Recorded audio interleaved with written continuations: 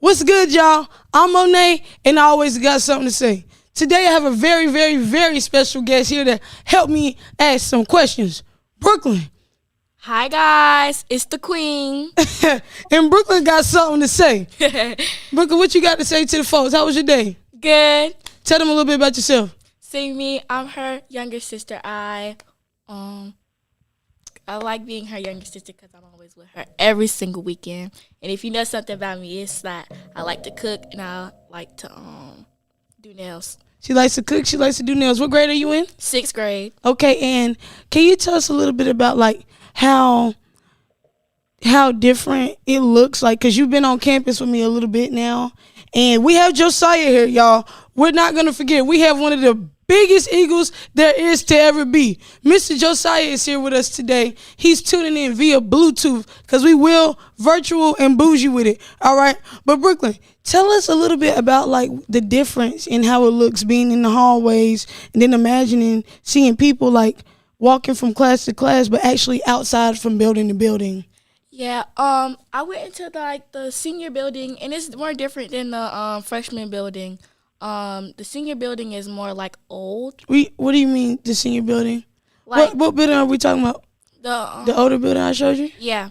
Okay, so she's talking about E Block. Yes. E Block. She's talking about E Block. And then let's take Lawson. But freshmen stay in E Block. It's real ratchet, and freshmen stay in E Block. Austin is the more senior dorms and the nicer dorms. Yeah. One of our sisters stays in what? Lawson. Yeah, Lawson. That's one of the newer. The newer dorms. One of the newer dorms North Carolina Central has. Yeah, it's more nicer. It's more modern day. Yeah. It's more bougie. Yeah, more bougie. Okay, so Brooke know a little bit about the dorms. And how old are you? 12. 12, and she's a future Eagle. But I only say that wherever you want to go, I support. I just it's here. Don't gotta worry. Okay, just making sure. All right.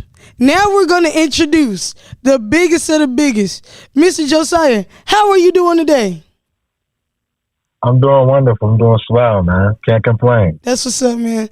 Listen, I won't go tell him, but like I said again, I'm sorry. Y'all, I done messed up. I won't even recording, and we over here talking, have a good conversation, and it ain't even on. I'm sorry about that, Mr. Josiah. Oh, you're good. I understand the social media. It'd be rough. Trust me, I understand. Stream myself and be hard. So we got to go back. Now let's go back. I forgot to ask, where are you from? I'm from Baltimore, Maryland. Baltimore. We got Baltimore in the building. Yeah. Yeah, what's the area code? 410. 410. So repping the 410 right now.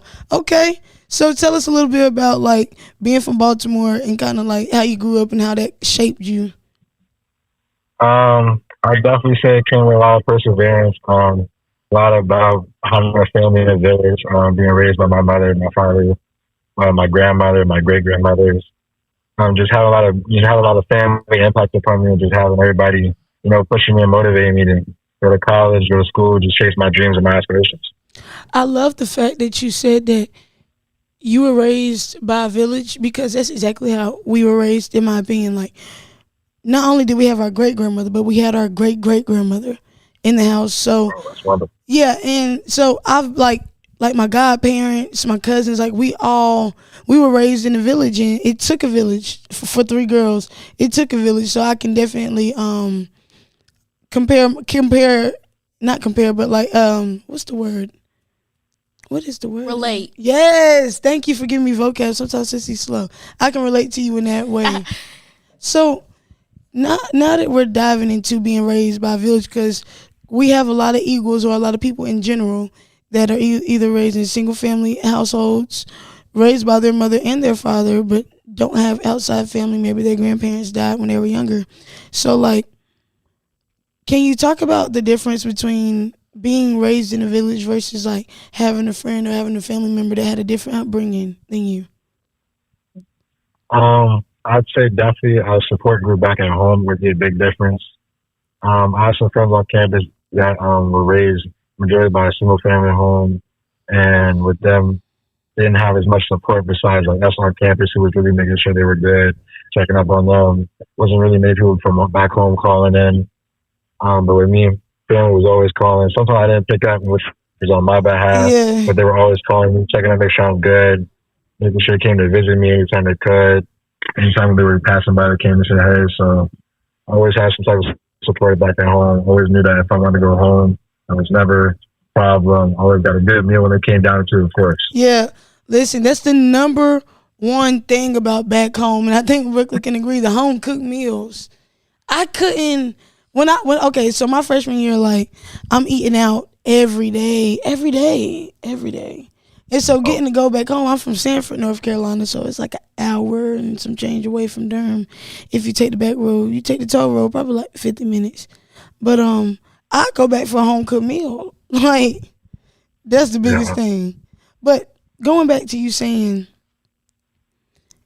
the support system, it for me, the definition of that is your anchors.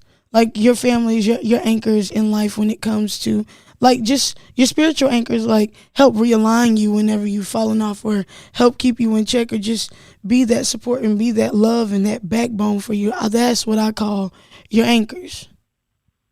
Yeah. So do you have any anchors at school? I know earlier you mentioned that you and your best friend enrolled in North Carolina Central together. Yeah. Do you have any other anchors at school? Have you found kind of a village at school? Yeah, all my friends were definitely my anchor. They definitely made sure, like, support-wise, like, with the content creation I was doing, any events that were happening on campus, any events that were happening around in the community, they were sending my way. For sure, when it came to schoolwork, all their GPAs, they were like 3.7s and above. So, like, anytime they saw me struggling a little bit on assignment, they would make sure I tried, like, point me where to go get help. Yeah. And, or they would sit there if it was like something they were really good at, they would help me with it. Like, my friend definitely was helping me with math. Like, math, I kind of struggled with a little bit, especially like geometry. Yeah. So he was always like helping me with math and stuff. So I will go to sometimes, the majority of the time it was him and was helping me out. That's what's up, man. I actually love to hear that, like, young black men come together, like, in congregation for progression, you know what I'm saying, to help each other in academic ways, and also, like, around you as you grow into be in your manhood. You know, I feel like having a group of young men around who have progressive mindsets and who want to go forward, that's what rounds being a man to me. Instead of, you know, sometimes we have big boys walking around, and, you know, so it's nice to have a group of young men who are like, okay, let's do this thing, and let's be progressive, and let's foster something. You mentioned content creation. Can we talk about that? What do you do as far as content? I've done my research on you, but I want you to tell the folks. I do Twitch streaming and YouTube, but mainly I'm a Twitch streamer. That's what I like to do. I find a lot of joy in that. Making the connections, having, like, live interaction with people. I would say Twitch streaming definitely has helped me network a lot and, like, really hone my skills in, like, talking to others. Okay. Yeah, social. Brooklyn, do you watch Twitch? Yeah.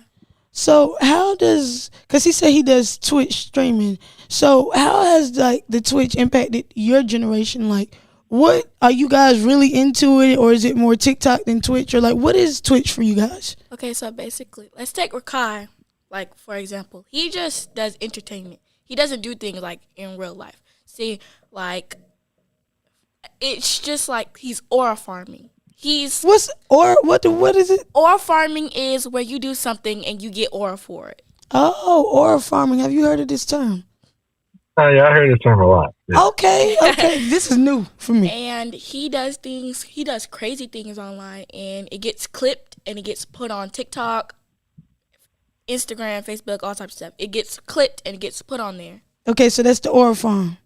Okay, so what impact does it have on your generation? Like, it just encourages us to do dumb things.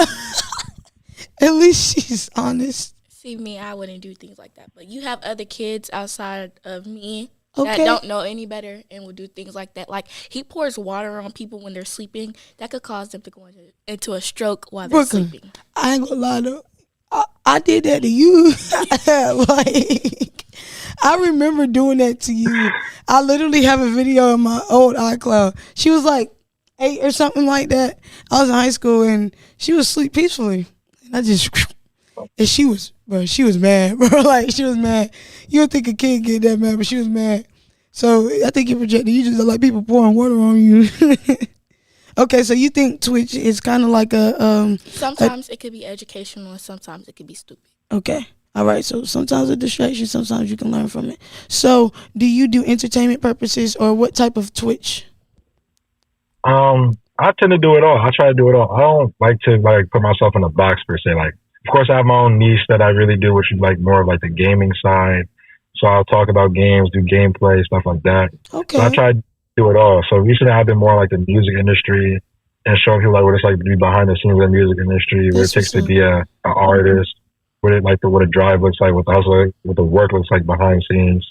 I think that's really good and progressive that you're doing that, because what especially a lot of young artists don't understand is the backside of it. What they see is I need a show, it's finna be popping at the parties, but it's some hustling to get. You gotta get people to listen to you, and it's some hustling that goes into this. It's production that goes into this. It's a team, you know. One of the most important things, because over the summer I was helping build up a studio called Studio D. And I did a lot of it on my own. Which I gained a lot of experience from it. But one of the main things I learned from that and from doing podcasting by myself is you need a team when you do this thing. You feel what I'm saying? And that goes to the music industry. As an artist, you need a team. Because going into it by yourself, you don't have all the intellect of all the areas of management. You need a producer.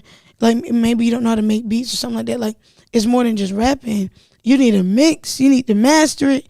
You need all types of stuff. You need to know how to distribute it. The difference between a record deal and a distro deal, like, all that is very important. So it's like very productive that you're doing that, because a lot of young artists don't get that.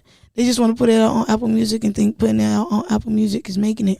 That is big. But at the same time, it's more common now. It's more common now. You know what I'm saying? Like, you got to have a team in order to focus on the monetization that goes into making money from music. Yeah. So, we talked about you enrolled into North Carolina Central with your best friend. Now, what is your major? Accounting. Accounting. You good with numbers. Wait, you had to take geography? When it comes to money. Yes, because financial literacy is a huge thing for me. Yeah. Like, overly. Like, I really want Brooklyn to learn right now. Like, let's learn the 80-20 rule or whatever type of savings rule. Let's go ahead and start learning not to use our whole check to do whatever. Like, my parents always had it in my ear. But, like, I wish at 18... I would have took heed to some of that advice, because I would be well off, because I had a lot of opportunities to be well off and I blew it. Yeah. Especially with these refund checks. I started working at I started working at like a younger age, like 15. And I'm listening to my mom say that the money I had, I probably have like a car now, enough money to go and get an apartment, stuff like that. Yeah, man. Like, I swear, like at 16, I was probably getting like 15 hours every 2 weeks, you know what I'm saying? You get paid every 2 weeks. So you probably what you seeing like $200 max is your chicks, you know what I'm saying? So I'm buying every Jordan that come out. Whenever the Jordans come out and get paid, like what? I'm the freshest in the school, you Jordans, know? I'm getting games, clothes. I'm buying all the things I don't need to be buying. You feel me? And my dad like, nah, like at least save half. Like, you don't have no bills. I'm like, I got my phone bill. He like, all right, but you ain't got no other bills. Like, and I grew up at my mom's house, so like it was me, my mom, my sisters, and for a short stint of time, a guy she used to date. But man, I wish I would listen to my dad, bro. I really did. My mom told me the same thing, because like even thinking about these refund checks, that's really big. I'm glad that you're in accounting. Maybe you could tell the Eagles how to manage their finances. But literally, like, imagine you getting like a $3,000 refund check. You like, oh yeah, like you going straight to South Point Mall. Every Eagle goes straight to South Point Mall. Yeah, everybody getting their tattoos. Yeah, tatted up. We got some tattoo artists on campus now. My freshman year, we did not have that. We didn't have that. We didn't have that. But like blown like okay, so imagine getting a $3,000 check twice a year for 3-4 years. You feel me? It's like 12,000 right there. Like to me, like yes, I took care of what I was supposed to do. My credit card debt. I always took care of my bills. But I had extra fun. But I'm like, dang, what if you didn't have that extra fun? Like my car could be paid off, and I could. You feel me? Just be in a more comfortable situation. So that's why I'm so heavy on financial literacy. Like, yes, you can have money all day long, but what are you gonna do with it? You're gonna blow it if you don't manage it. So what about accounting? Like, what made you choose accounting? Growing up, I definitely was living comfortably, but like it still, of course, wasn't like the American dream comfortable of not having to worry about bills, not having to worry about, you know, can I make this trip? Can I not make this trip and stuff like that? So just growing up in kind of like that type of environment where I'm not like worrying too much about when the lights turning off, water might cut off, but like, sometimes not be able to go out to eat, not be able to have, some of my friends may have, kind of just gave me that drive. Like, I want to learn, like, how can I have this, like, early on? Yeah. That way later in life, just like I can vacation, I can travel, I can see the world for kind of like what it is. That's what's up, man. That's big. I grew up the same way. Like I don't want to worry about having to make ends meet. Like, I don't even want to see the ends. Like, I want to be comfortable enough to where my ends are good and tied up, and I got a plan F, not only a plan B, but a plan F. Like, so I can relate to you in that way. Like, you always want to have a plan, and so accounting is your plan. Like, this is my plan to educate myself on money, and not only educate myself, but I'm gonna educate myself and make it out in this way. I respect that. As an eagle. So, because you have to understand, like, accounting is a serious major. So for someone that has a major of accounting and does content, you are a versatile type of person. You're a versatile type of eagle, which is very, very interesting, and it's a pro about you. So how do the two tie into each other? I try to use my, like, what I learned and share it to the best of my knowledge. Like, I wanted to start doing segments on, like, hey, instead of getting a regular bank account, get this kind of account. Instead of start talking about maybe the lessons that I've learned and share with those that may not be knowing, might be getting these lessons, might not be learning some things back at home. That's what's up, man. Yeah, for sure. How can I take this and use it and implement it into what I'm doing and get it out to my generation and whatever your algorithm is? Like, that's my definition of being a vessel, because what you're giving out is you're giving out education on the opposite of poverty. Like, to me, poverty is sin. Like, people being hungry while there's a million rich people in the world, or people starving and not having homes when there's people who have millions and billions of dollars, to me, is a sin. And so people who are vessels on the earth, who go out in the earth and spread awareness about financial literacy, and let's do the opposite of poverty and go ahead and do it young, that to me is doing God's work, to be honest.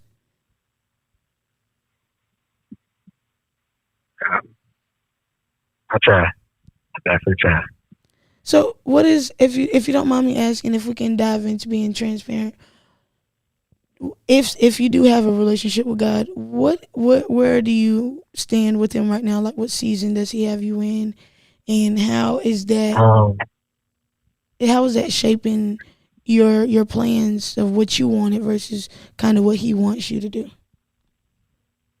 I definitely say he has me in a season of, like, trying to plant seeds and work, trying to, like, grow myself a little more. That way I can grow into helping others in a more, like, efficient way and in a better way than I usually do. Okay. So I'll definitely say he has me, gaining more knowledge, definitely giving me more opportunities that I definitely didn't have before, or giving me opportunities that I had before, but in, like, a bigger prospect way where it's not going to just help me, but it's going to help those that are around me as well. Okay. That's good. I think definitely has given me a more motivation as well too. Like, he's definitely, like, put a few under my fuel under my fire for sure. That's what's up, man. I love the fact that you said that. I like. You said before you said that last sentence. What was the sentence before that? But not just being opportunity for myself, but it for others. Yes, because you say like you're in a season of growing, like you're sowing seeds and you're growing your intellect as you're doing that, and because like when you sow seeds, you will reap as well, and so I love the fact that you're saying like right now I'm just in the season of sowing, like I'm in the season of sowing anything I've learned, like because. One of the things that is most common for Christians, what we like to say is you're accountable for the word that you hear. So, like, if you're, well, maybe this is a question. How do you mix the word as in, like, how do you mix, and if you do, maybe you don't, but how do you mix the word as in giving the good news, talking about the word, talking about God, with getting out the message about financial literacy and how it dives into accounting? How do you tie the three together? Usually in my videos, like my new thing in my vlogs, I definitely pray before every vlog. And I pray before any adventure. Me and my best friend, he showed me a thing. He was like, look, man, what I started doing just anytime you wake up, just pray. Like God just leads you throughout the whole day. And even when he was doing that, the opportunities that we got, like one opportunity we got, he woke up, we both prayed like God just put us in the space where we need to be. We ended up in Chapel Hill meeting Big Blends that very day. Word up. Yeah. Yeah. So we had to interview Big Blends. We both got to connect with them. So now we're just working on getting to Atlanta to collab with them. Congratulations, man. Congratulations. Thanks. Definitely praying before you go. Man, listen. Praying before you step into any door is the most important thing. I always like to say I pray before anything. I pray before I walk out my car, especially here at Central, because you know you can get towed. So I pray protection. I pray protection over my car. I pray over everything before any door. And like on the way to the studio, I pray like God give me the tongue.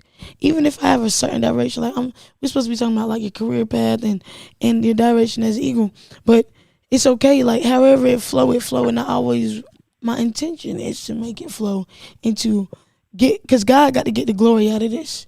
And like it took a long time for me to get where I'm at. And I'm not saying I'm not who I am, but I'm not there yet. But yeah. I can my growth. It took a long time for me to get where I'm at. If I was to podcast 4 years ago, you wouldn't listen to me because Monet didn't have nothing to say. You can't listen to a person that's ignorant. And so him growing my intellect to understand and be able to understand how I relate to people and to give God the glory in it while I'm doing it. That's the point. I went through so much in life. I went through all my experiences. I went through my trauma in life, and God still gets the glory out of it. Me podcasting and me talking about God is him getting the glory out of my situation. You feel what I'm saying? Yeah. Yeah, you went through it, but you gave God the glory while you was going through it and after it. He's getting glory from whatever situation that you're in. You feel me? And so, I think it's important us as Eagles to foster an environment that is love, because in the Bible, love is patient, love is kind. So I think it's important for us to foster that type of environment and an environment for progression. Because speaking of Twitch, we had a Twitch incident at the school, and it fostered an environment of bullying and hate. And that's an environment that the devil thrives in. And then, unfortunately, after that, we had an eagle that passed away this past week. And so I think it's very important right now, especially to just keep speaking the awareness to not bring another eagle down, but to bring another eagle up, because it may not be that the person who is that went on Twitch talked about the specific fallen eagle, but that fostered an environment of bullying and an environment of hate. And the devil thrives in environments like that, and bad like things like tragedy happen when atmospheres like that are fostered. So I'm trying to realign the atmosphere. I have to, because suicide is something that is very, very and I know I have my little sister on here. I know I have Brooklyn on here, but they like mental health awareness needs to be normal for them too. At the age of 12, whether you're in middle school, whether you're in elementary school, mental health awareness needs to be fostered as early as possible, because you have to understand, in order for you to understand where you're at in life, you have to understand your mental. Like where am I in my headspace? And it's important to understand that early, because that's why kids act out, because they don't understand how they feel. They don't understand what's going on. So a thing like having thoughts of self-harm are things that are just, it's just a no-no for me, because I it's just a no-no for me. And so I want to realign the atmosphere. And so that's another point of calling all Eagles, like, let's foster an atmosphere like that Dr. Shepard really wanted, truth and service. Like, truth as in your testimony, service as in telling your testimony to other Eagles, to foster that sense of mentorship and progression, and, you know, like, really encourage someone, like, dang, like, he's doing accounting and content. Okay, I can be a business major and do content. I can be a political science major and do content. Like, just inspire people to be creative and get that degree. Like, be creative, but get that degree. Like, if you already in pursuance, finish that degree. That's very important to me. And I think I'm talking to myself because I graduated in May. So I'm really talking to myself. Like we get wonderful. Yeah, that's wonderful, though. I appreciate that. Congratulations. Thank you. You ever heard of graduation blues? No, I haven't. My friend introduced me to that term last year, and I was so baffled. I'm like, why are you not excited that you graduated? And she's just like, oh, it's just life after. Like, what does life look like after graduation? And, like, I want to leave you off on that to linger, because I want to ask Brooklyn. Brooklyn, for you, like, you're in middle school, right? So how do you even imagine what life looks like after school, like that early? Is that a thought for you? Yeah. Come closer to the mic. Yeah, because I already know what I want to do. Oh, girl, what you want to do? She got a plan. I think I'm going to be a lawyer or a judge. A lawyer or a judge. Okay, so you're going to go to law school. That's right. Or if that don't work, my second option is cosmetology school. Cosmetology school, okay. So she wants to be a stylist and a lawyer. So if she's defense attorney, if your hair messed up, she going to hook you up and talk about your case at the same time. And, you know, Brooklyn got you. Okay, so you do understand, like, you're comfortable with the sense of school. Okay, school doesn't have to be the main factor in my life. Yeah. Why? Because school is just a hard time for middle schoolers right now, because we're finding who we want to be right now. We're finding out what we want to be and what type of group we want to be with. Like, we're finding ourselves, finding your environment. Okay, so right now, like, y'all are in discovery mode. Yeah, they just got out of elementary, so like you never remember how it was for us. Like, middle school is a whole new world for me. Like, I can tell you, I was anything but perfect in middle school. No cap. Not that I was not a good academic student. I did my work. I know I do my work. Like, I'm smart, but as far as like wanting to be in the crowd or wanting to be accepted, that was me. I wasn't the leader. I was the follower.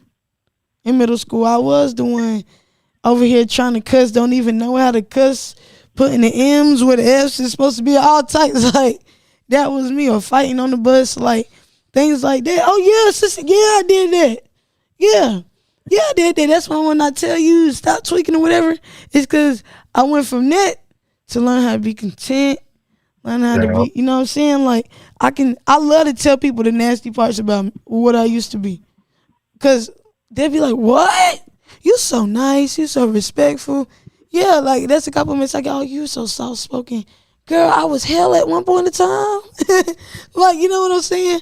I love telling the nasty parts of me, because it humanizes me. Like, I'm not a goody two-shoes, man. I done some stuff. Like, I done some stuff. I can tell some stories. I got my sister with me, so I'm trying to be like, okay, what do I tell? What do I say? Like, but if I can be transparent with my podcast, I can be transparent where I can tell you, I'm going to tell a story of, like, coming up, like, a part of me being immature, and then in my adulthood, looking back and reflecting on my immatureness, around their age and how I've grown from it from there. Just to kind of give her a perspective on like you can grow at the age of 12 if you want. And then I want you to do the same. And I'm actually gonna flip the camera to her whenever you do your story, okay? Okay, so what grade you want me to do? 6th, 7th, or 8th? Come close to the mic. Do the grade that I so 6. 6th grade, a story from the 6th grade. Letting people influence me, end up fighting a boy. Okay, so he's riding the bus and actually had a crush on this boy. His name is Jeremiah. Yuck. And yuck, the thought of me having, I had boyfriends before. Oh, I was that girl. Oh, I know. I was that girl. Too. Still am that girl. he laughing. You know, I'm mad that you driving. Yeah. I am mad that you driving. I'm not driving. I go pick up my grandma driving. She's right here next to me. Oh, because I seen the car move. My eyes lit up. You can't see because I got my glasses on. I was going to say something to you after. Okay, I'm sorry. All right, cool. Just trying to keep you safety. But, okay. I was in the 6th grade. I went to Highland Middle School, and we had just moved to Harnett County. So this is me going from year-round school. I went to year-round school, and elementary school. It was predominantly white. To my mom moving to Harnett County in a double wide neighborhood. Everybody renting out double wides. So you know that type of neighborhood. This is when I was in, like, kindergarten? No, this is, like, your baby. Like, this is, like, like, you're like 2, 3. So daycare. No, not daycare. You ain't go to daycare. Like that, yeah. But, all right, let's say like 3, 4. Let's say 3, 4. But you definitely have not made it into any type of preschool, elementary yet. So, I was in 6th grade going to Highland Middle School, so my demographic has changed now to where I'm more around people who, everybody is like my cousins, but we're not related, for a better word. So, we all acting ratchet. You feel what I'm saying? And I chose to adapt to the environment instead of stay true to myself and stay different because I really am the type of student who's in the front of the class and can be the top of the class, but I'm too worried about being accepted at this point in time. So start off middle school, I start doing the cussing, start wanting to be in the crowd, and we riding the bus one day. And everybody, like I said, I like the guy. So everybody everybody picking with him. I start tapping his shoulder. I started nudging his shoulder. I just keep hitting him. Because my way of showing affection, even in elementary school, was physical, but not gentle physical. Like I didn't really understand how to make friends. So I would hit or tackle people, like for real in real life. And I've had to reflect on why. Like, why? Why were you doing that? Because I started doing that at 6, 7 years old. So I'm like, okay, that's a thing to reflect, but that's a story for another time. So I was hitting him. He was like, stop hitting me. And I did it one more good time. I think I had smacked him no. Somebody else had smacked him in the back of the head one good time. I had been hitting him the whole time. But somebody else, his name is Maurice. Somebody else smacked him in the back of the head one good time. Jeremiah stood up and he punched me straight in the face. Straight in the eye. And everybody's in the 6th grade on the back of the bus because I kept hitting him. He told me to stop. Somebody else egged it on, trying to be funny. He got up and hit me, and I was stunned because we raised boys on hit girls. So no matter how much I hit you, I'm like, Did you hit him back? No, I was stunned at that point in time. That I was stunned, right? I go home, I'm crying. I'm like, Mom, let a boy punch me now. She said, what did you do? I said, nothing. He's a boy. She said, what? You did nothing? Oh, when you get on that bus in the morning, you're going to defend yourself. I was like, okay. Man, I was preparing myself. I was talking to myself in my room. Everything, talking to myself with me. Like, we finna do. How I'm finna do this? Finna come up with a plan. Like, how I'm finna do this? Like, I'm finna come up behind them, or who gonna go? I don't know if he gonna be on the bus that day. Like, just going through the motions. Listen, I got on the bus. That morning, my mama walked on with me. She was talking to the bus driver to distract the bus driver. I got on the bus. I sat in the seat behind him, walked behind him. I put the hoodie over his head. I punched him in the face, and I just started rocking him. Then he got up. He slammed me on the seat, and I started rocking him again, and I broke his glasses, and then he started crying, and that was that. So I think I won that fight. I like to say I won that fight. No, I'm playing. No, that's some kid stuff. But but that came from that bad situation came from me being influenced by wanting to be in the crowd, by wanting to be the clown, think everything funny. Brooklyn, you got it. What is you on your phone? This is not podcast etiquette. No, you're fired. No. Hold on, I'm texting my cheer group because they want me to come to practice, but I'm not coming today. Okay, well, you can do that later. You in the podcast. This is called professionalism. Thank you, honey. So he's cracking up over here. So I just say that to say by following the crowd, I made a bad decision, and I actually really like the person, and I made a bad decision by wanting to be accepted. But the whole time, that's not even me. That's not my character. I'm actually a person who doesn't like confrontation. Question. So, what did the outcome like? What good did come out of this? Hitting him, fighting the boy. What came good out of nothing? I ain't no get suspended after they rolled the cameras too. Exactly. So only thing that happened was bad. Right. So sometimes do you look back and wonder, why did I do these things? Yeah, I just told you to be accepted.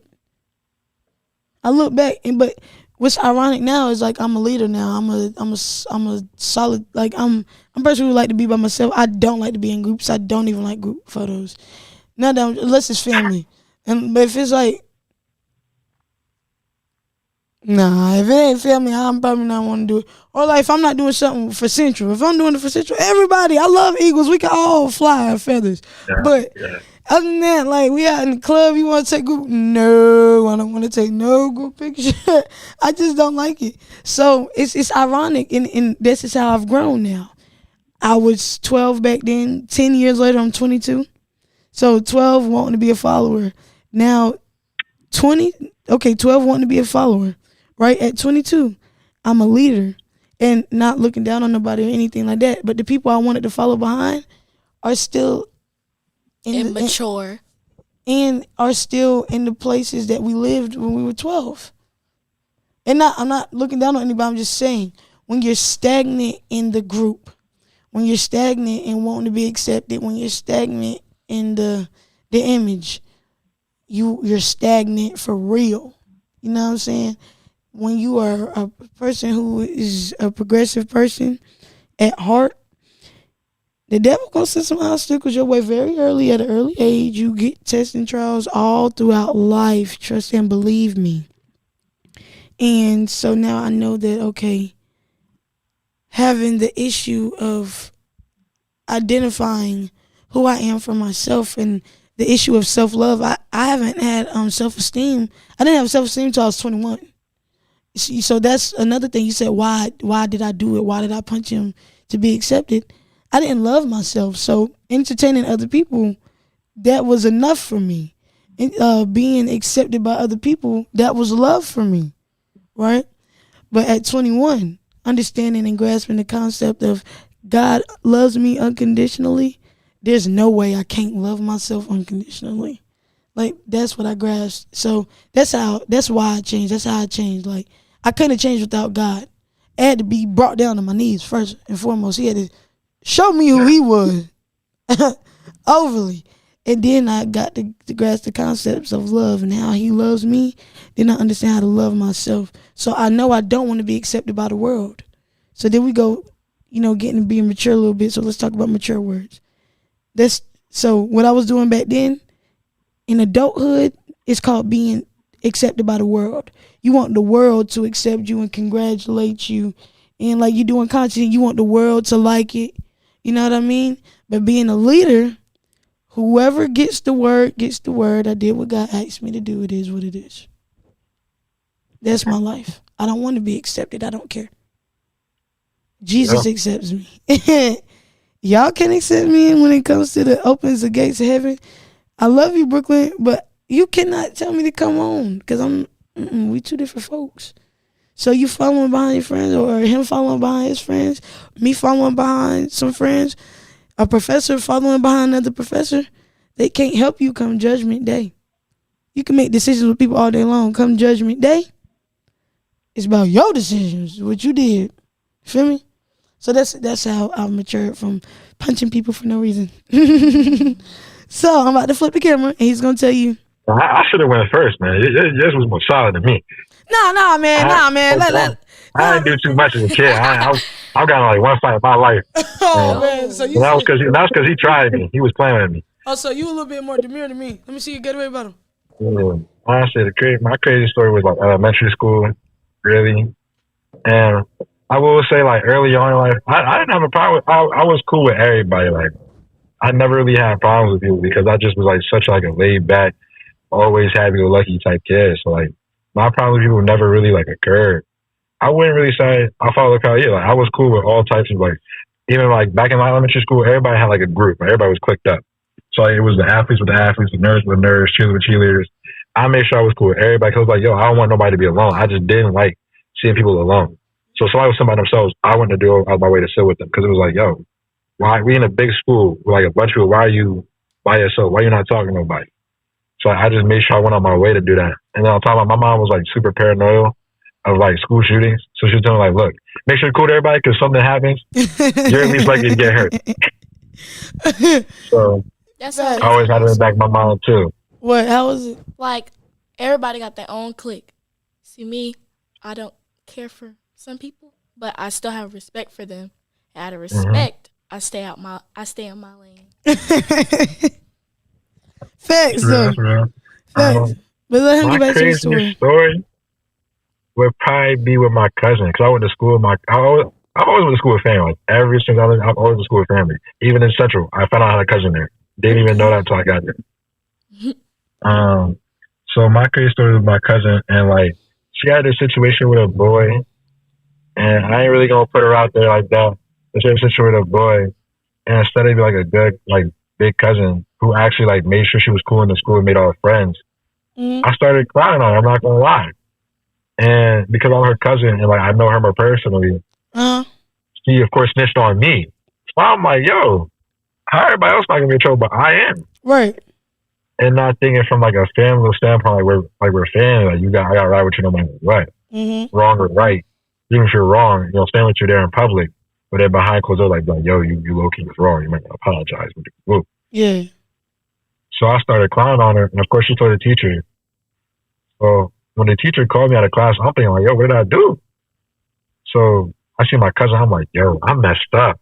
So I know my mom's still in place. So I'm already thinking like, yo, how am I gonna get my way out of this? So I started apologizing to her. We were walking back to the teacher's office and whatnot. Yeah, and so we got back there. Yeah, dude, the whole 9 yards. I'm begging and pleading, and I'm saying loud so the teacher can hear me because she's in front of us. So I'm saying it loud so the teacher can hear me. So maybe the teacher might let me off the hook because she can see I'm apologetic and stuff like that. Yeah. Yeah, no, the teacher wasn't going for that. She was like, look, I heard you trying to apologize. You still did what you did. Now you can't do that. This can go two ways right now. Since you try to apologize already, look, if you could write a heartfelt letter, show me, have it signed by your parents, and bring it to her tomorrow, I'll let you off the hook. Or we can just make the phone call. I said, look, we can do the parent signing off the rip. And I'm saying that because I know my mother's signature by heart. I'm finna forge that joint. Oh. I ain't gonna lie. I was finna forge it. And so I'm writing the letter late at night when my mom sleep, or when she was taking a nap because I was going to my dad's house. Yeah. For the weekend, and she comes to the back. I hurry up, scrap the letter, try to hide it, bundle up, throw it in the trash, and she saw me hustling from the trash can. She's like, "You good?" I'm like, "Yeah, I'm good. I'm ready to leave for dad's house." So she drops me off. She goes back to the house. Me and my dad, we playing with this new toy he got me. So I'm all happy. Like, I got a new toy. I'm not about to get in trouble. I'm so good. Yeah. I get a phone call from my mom. It's like 11 at night. I'm like, why is she calling me 11 at night? This is out the random. She's never called me 11 at night when I'm at my dad's house. Okay. So she called me and was like, I was taking out your trash, and I see there's a letter here. Why are you apologizing to your cousin? Like, oh, he caught. She caught me. So I'm talking, I put the letter deep in the trash. I put it so far in the trash, I'm like, you would have had to dig out. So I think I personally think she dug in the trash, to see what I was doing. Yeah, I don't know why parents are so nosy to dig in the trash. So No, I'm like, man, I'm just gonna come clean. I'm like, if I try, there's no way I can. She was like, don't even, because she told me, she's like, don't even try to lie. So I'll call Mr. Dante, which is my cousin's dad's name, right now, and we'll have Yasmin explain the situation. Okay. I'm like, bro, I don't know. At this point, I don't even know if she's gonna snitch on me or not. So I'm like, I can't have him knowing. I can't have my mom knowing. It's gonna be rats with both people. I was like, yeah, nah, that's just not a good look. So I was like, you know what? Cool. I came completely clean. So the whole situation, she was like, Josiah, why would you do that? I was like, well, she kind of was in the wrong. I saw everybody else calling her. I thought she was like, that's your family though. Like she knows you better than anybody else there. Facts. You gotta be behind her no matter what. Yeah. And talk to her afterwards. Yep. And I was like, man, like, you're right. I can't even say I guess, but I was like, you're right. Yeah. Because usually I hit it with I guess, you know. And I was like, nah, you're right. 100%. And I felt like so bad and so convicted. And then on top of that, she said, give your dad the phone. Mm-hmm. That's when I knew it was rats me that night. Yeah. Toy up all that. Toy up. I got beat. I was like, no, come on. He was like, you better not cry either. No, that better not cry. So I'm not heavy breathing and all that. Yeah, I hate when they do that. Oh, you better not cry. I'm getting my tail. What are you talking about? And I'm in pain. Like, what else am I supposed to do? My mama said she used to put books in the back of her pants. My grandma had a extension cord waiting on her. Do you know that's really child abuse? Do you know our parents really went through some child abuse back in the day? My parents went straight their hands, but what I got, my mother like, nah, we just gonna shoot a 30. I couldn't fight back. Oh, nah, yeah, nah. We ain't doing all that. See, I can't even say what I want to say right now. I can't even say, we ain't doing all that. Ain't nobody shooting a 30 with me. But at the same time, like, I mean, Lord, I guess I gotta be transparent. I mean, it's been times when my mama trying to, like, I done did something, my mama trying to whoop me, and I'm not having, like, I ain't trying to go for that. I ain't gonna lie. Like, once I got in middle school, I won't try to go for that. I never tried to fight my mom. I was definitely bobbing and weaving for sure. Yeah, that's what I'm saying. Like, I'm trying to, like, defend myself on something. I'm defending myself and all that. I'm like, nah, you can't hit me like that. Like, I'm like, because that's how I be doing. You feel me? Like, you know. But still, you have to respect your elders, respect your parents, or your days will be shorter. Yep. No matter what. Sure. And parents have to respect their children as well, or the same instances for them. But we can't focus on what they do. We have to focus on what we do. So children, respect your parents, obey your parents for the Lord, which this is right. Honor thy father and thy mother, which your days will be promised. If you don't, days will be shortened. Ephesians 6. Yep. So, yeah. And real parents won't do wrong, ever. Like, the advice my mom gave me to this day, I'm like, yo, she really schooled me. She really was schooling me. And if I peep game early, man, my life be so much different. Yeah, but it's the fact that, like, I feel like that's everybody, though. Like, everybody tells stuff early. For me, it's like my godmom, like for as far as grammar, don't be or I don't be. That's not a real sentence. I don't do this or I haven't done this. She said that to me, like, growing up, like since 8, and I'm like, bro, like, why do I have to keep talking? Okay, she said talk right, but now in this college world, in this job field, I get it. You have to have proper grammar. You have to understand how to code switch. You have to have. So when I tell you, don't say I'll be like, that's because Aunt Murder told me, and it helped me out in the long run. So now maybe in an interview, I don't say, oh, I be, or I, you know what I'm saying, and I'm speaking properly and get the job. You know what I'm saying? So, it's just things. I just say that to say it's always been left in our head. Like them saying it young, it lingers in our head. And yes, unfortunately, sometimes you get it 10 years later. It just happens like that. So I'm glad that we both told our stories. And so to close out, what I want Brooklyn to do is tell us. She looking like that because she know I don't play about their schooling. So tell us a story about how you've done something out of immaturity in school and how you learned from it. Yeah. This is pretty recent. What? She's talking about it's recent. Last month, it was this big thing with this girl. She was letting a boy influence her We want all the details. You don't have to say their names, but what's the details? Okay, we're going to call her Sally, and we're going to call him Jerry. Sally and Jerry. Okay, Sally was listening to Jerry and Sarah. Sally was listening to Jerry and Sarah. And Sally comes up to me and asks me, she tells me directly to my face. She says, I could beat you up with no problem. And I tell her, and if you put your hands on me, it's going to be a problem. Okay. And so Sally is trying to tempt you into acting in a way that is hateful. Yes. And she has tapped me on my shoulder before, but you know what I did? I went and told the teacher for the first time. Good. First time, I'm telling the teacher. Second time, I'm telling the teacher again. The third time, there won't be a third time. Yeah, ain't no third time. Yeah. You do have to protect yourself, but also protect your academic integrity as a student. And protect my peace. Yeah, protect your peace. First and foremost, like your mental and your peace. Protect you. You are in control of you, yes. But at the same time, like going through situations in a Christ-like way. Galatians 6, like going through situations in a Christ-like way. Or even understanding, okay, if someone hastens you, meaning someone disrespects you or sins against you, you are worse. You are just as foolish as them and worse. As if they, like you said the same thing back. You hastening your tongue the same way. Hastening your tongue the same way. So understand that God protects you first. He's your shield and buckler. Somebody say, I can beat you up with no problem. God is my shield and buckler. Girl, where? You know what I'm saying? Like, but just knowing that for yourself, God is my shield and buckler.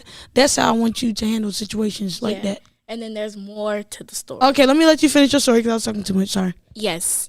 Okay.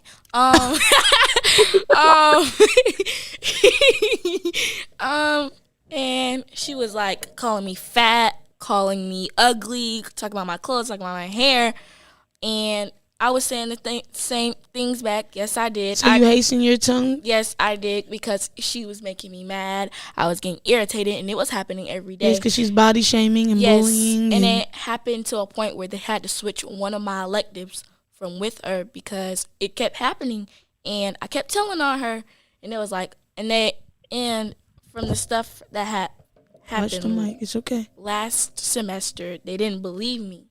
They thought I was lying. Right. So adults not listening. Yeah, they're not listening to me, and they had to get other kids to explain that she has been doing this, and it's not just me. Mm. And she has said something that made me so irritated with her that I just walked out the room. But would you like to share or no? No. It was something about my parents, and I don't like when you talk about, and it was something about grandma. Okay. She was talking about grandma. She said, that's why your grandmother is dead 6 feet under the ground. That's why I'm smoking on your grandma. And that is rude and disrespectful for a child to say.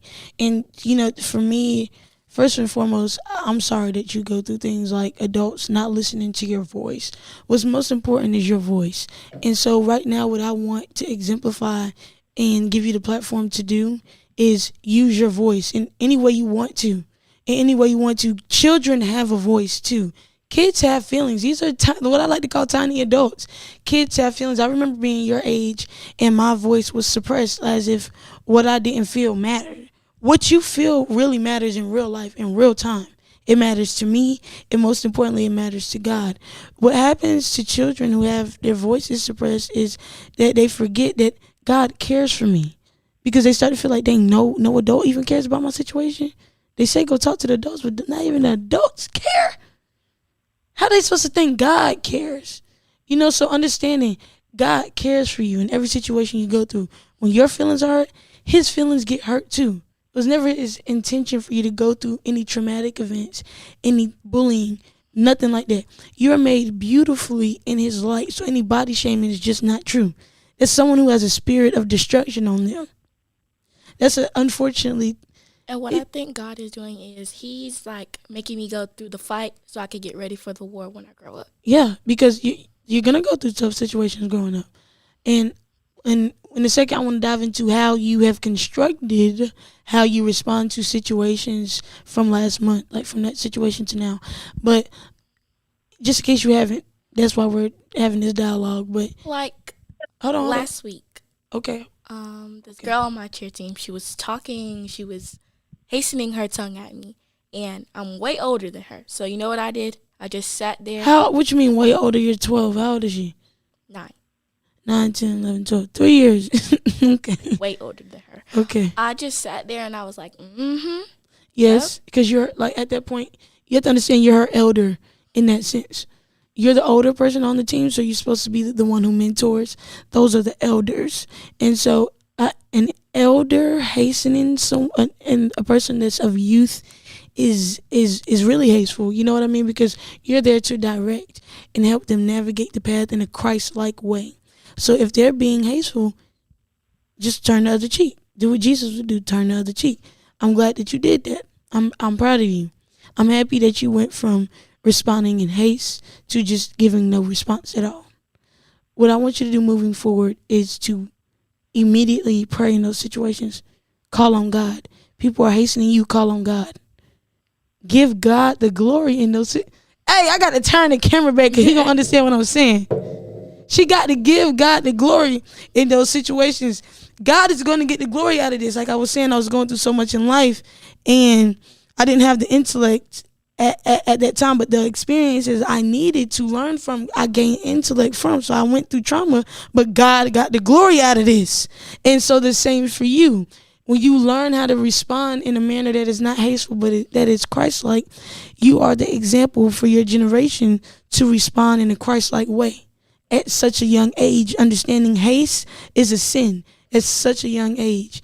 And God is going to get the glory out of all that bullying you going through, out of the body shaming that you going through, out of the people bashing and doing things to your parents, saying things about your parents, the adults not listening to you and not taking your voice seriously. God is going to get the glory out of that.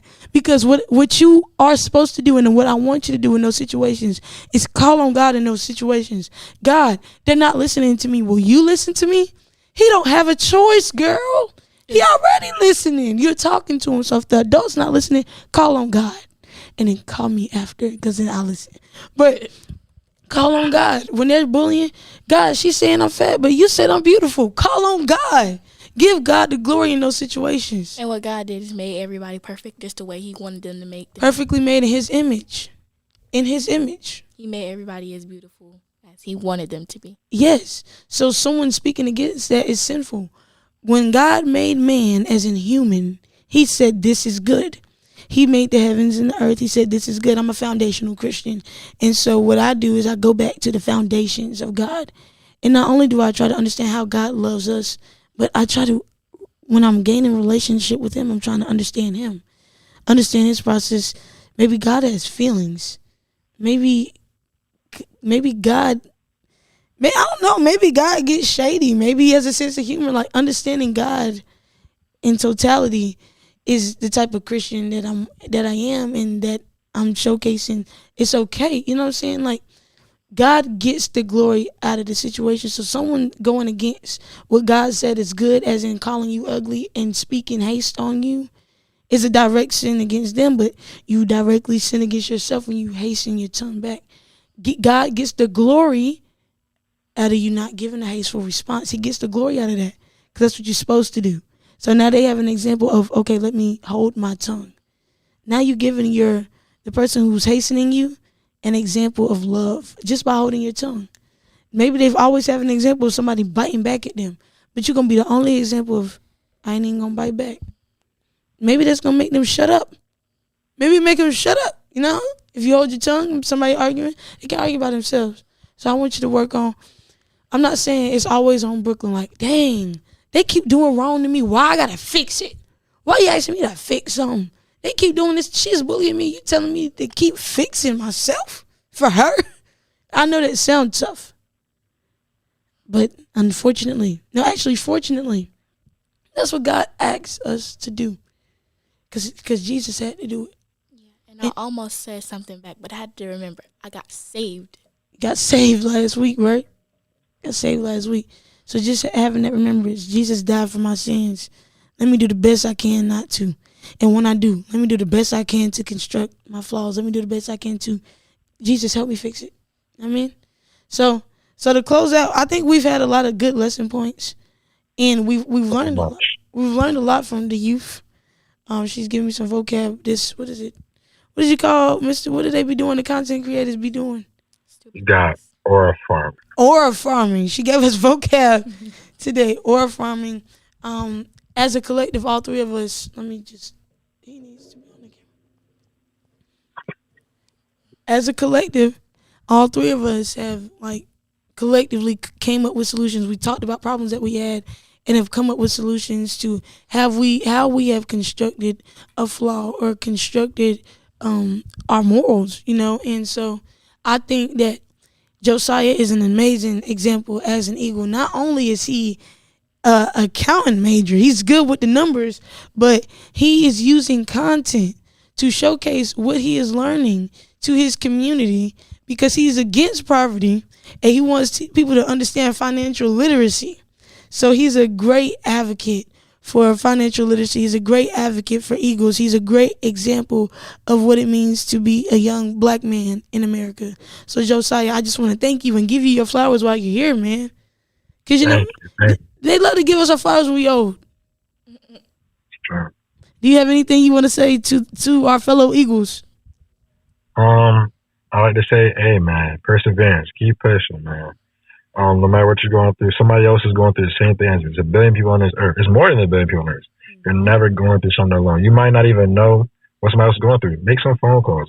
Definitely, I would like everybody, call your friends, man. We got a lot going on here in the world right now. A lot going on inside our state, inside the other countries. It's a lot of hate going on in the world. Let's not add to it. Let's just add some positivity, man. I appreciate that. Let's add some love to it. Brooklyn, do you have? What's your closing point? What you got to say to the Eagles? What you got to say to the folk? Stay an Eagle. Don't switch. Number one. Make sure that you keep your mindset right, keep your peace right, and keep learning new things while you're in college. Because I'm not in college yet, but I still know how to learn stuff. Yeah, you have the ability to learn. Yeah. Well, that's it for me. For me, like I said, I'm Monet, and I always got something to say. I have my very special, very, very, very special guest, the Queen, Brooklyn, in the house. And I have one of the biggest Eagles to ever Eagle, Mr. Josiah.